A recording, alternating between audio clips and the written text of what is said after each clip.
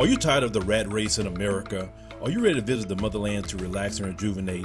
Are you ready to explore all that Africa has to offer? Then check out the brand new Diversified Game Academy course, Prepare for My First Trip to Africa. Are you worried about being able to afford the trip? We got you. We will show you how to travel either on a budget or as a baller. Learn how to stress the value of the USD. Did you know that 100 United States dollars is worth over 1,000 South African rand, or 10,000 Kenyan shillings, or 54,250 West African CFA? Are you worried about taking your kids? Get the game from Kellen Cash, a bona fide world traveler, having traveled to almost 20 countries, several of those in Africa. Get the game on taking your kids on their first trips. Learn how to find the best tickets, get the visas, and plan your own adventures in Africa. Don't let Eddie Murphy have all the fun. Plan your own coming to Africa trip starring you, produced by you, and featuring you. If you are ready for a life-changing experience, sign up for our course today, Diversified Game Academy. Get prepared and purchase at diversifiedgame.com.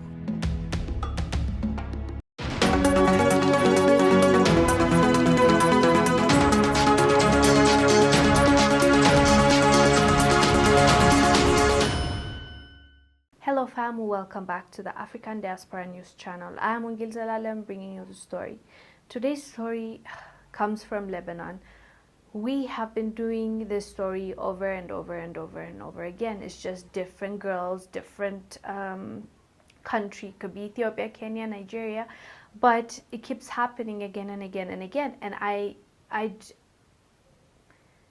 other than talking about it, I guess putting pressure is what we can do as Africa Diaspora News channel. So Al Jazeera just did a story about girls that vanished, Ethiopian girls that vanished in Lebanon after they went there to work, to be a house help, to be a nanny, to be a housekeeper, to be a caregiver. And it's detailed, you can go and check it out. It was written by Wongel Zelalem. There are a few girls here that he mentioned in depth. There was a girl called Maskaram, there was a girl named Aster. So they left their countries. They're very young, early 20s, in hopes of changing their lives.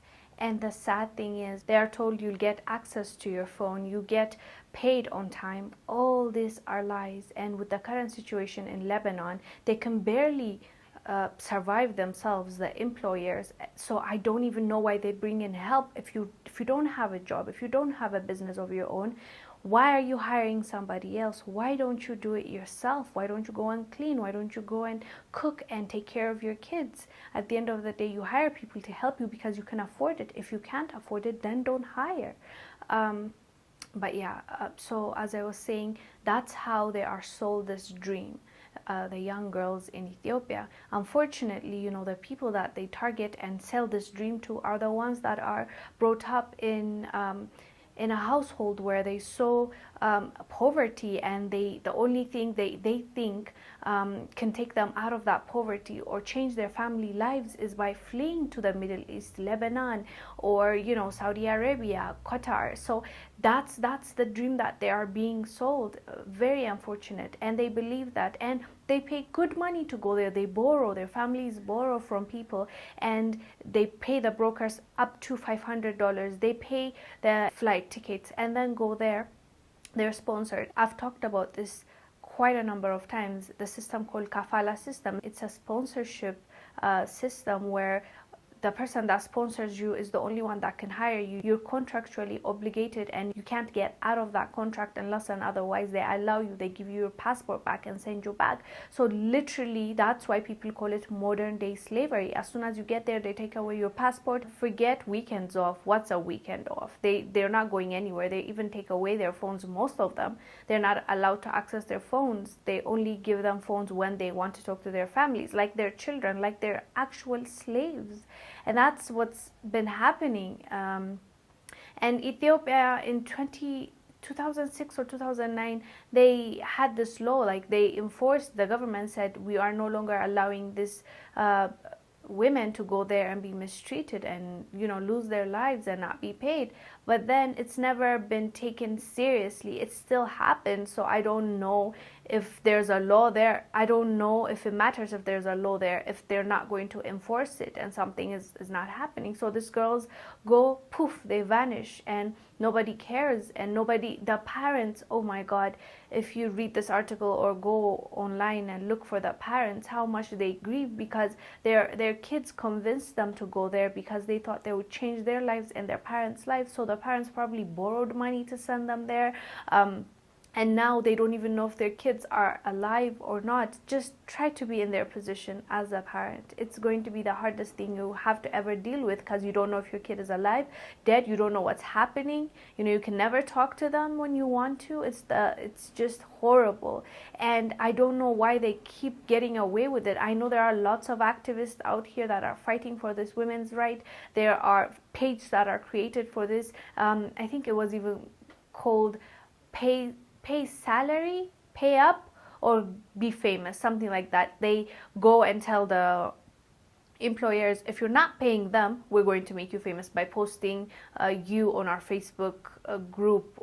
They have like over 150,000 followers, so that means they'll be exposed. So they scare them that way so that they release the girls or pay them. So it has to get to this level, and there are governments out here. And the sad thing is, embassies, when these girls, even when Lebanon went to crisis and these girls went to the embassy begging to be sent home or like asking for help, the embassy always acts like that's not their job. And I get it, they might be overwhelmed sometimes because there are 400,000 Ethiopians in Lebanon, or is it just Middle East? But there are 400,000 girls, I believe, just in Lebanon.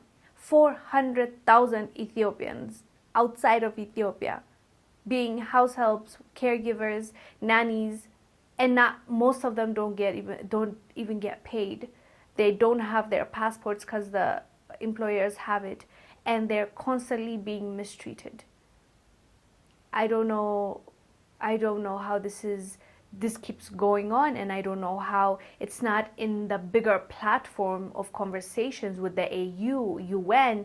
This is a huge deal, you know. These are the youth that we are losing on, and not only that, the fact that the embassy takes it lightly, like that's their job, that's your duty, you know. Yeah, anyways, these girls are still, we don't know where they are. They have vanished, and let's make noise. Let's hope that our voice can be heard and something can change, you know, because this is definitely not fair. And the Lebanese now are seeing it for themselves, you know, and they're fleeing to Ethiopia. The amount of beggars you see on the streets of Addis, like the first time I was like, I didn't know they were fleeing to Ethiopia. So when I got back home, I keep seeing like beggars coming and knocking at your window and asking for money. And these are like Arabs, like, and I'm like, what is going on? And people explain to me, you didn't know they're fleeing. They're coming here in hopes of jobs and better opportunities. And I was like, ain't this funny? You know, so they mistreat us that way. Now it looks like the tables have turned and they are coming to beg for money there. Anyways, guys, all I know is this modern day slavery needs to stop, and the governments and the AUs need to be involved in enforcing, you know, this whatever law they come up with to stop girls from going there. You know what, like, they should not go there anyways and be mistreated this way. That's my conclusion, is this girl should not go. But for that to happen, I understand there's unemployment and there's things that affect them, poverty that they need to fight. So I believe our job right now is to inform people. Once the people are informed, when they hear stories like this, horror stories, you know, at the end of the day, even these girls that went, they said, most of them, the ones that got back, they're like, I don't care if I'm poor. I'd rather die in my own country than be treated the way that those people treated me. So I guess give these girls, the girls that went and came back, platforms to talk about this, so that the next girls that are planning on going can change their minds I guess that's what we can do for now. But then in the future, everybody should face the consequence of what they've done to our people. Anyways, guys, do let us know down below what your thoughts are. I am Wongel Zelalem bringing you the story. I will see you on the next one. Bye. If you are over the age of 35, stop everything you're doing right now. After a lifetime of eating fatty foods, you may run the risks of a stroke or heart attack due to plaque buildup in your veins and arteries. To learn how you can reduce your risks, visit youthfountainlab.com or call 1-800-853-7856 today. This may be a life-changing call for you or someone you love. Thank you, and we hope to hear from you. Thank you for watching. Make sure to subscribe to our YouTube channel and download the African Diaspora News Channel app, now available on Google Play and the Apple App Store.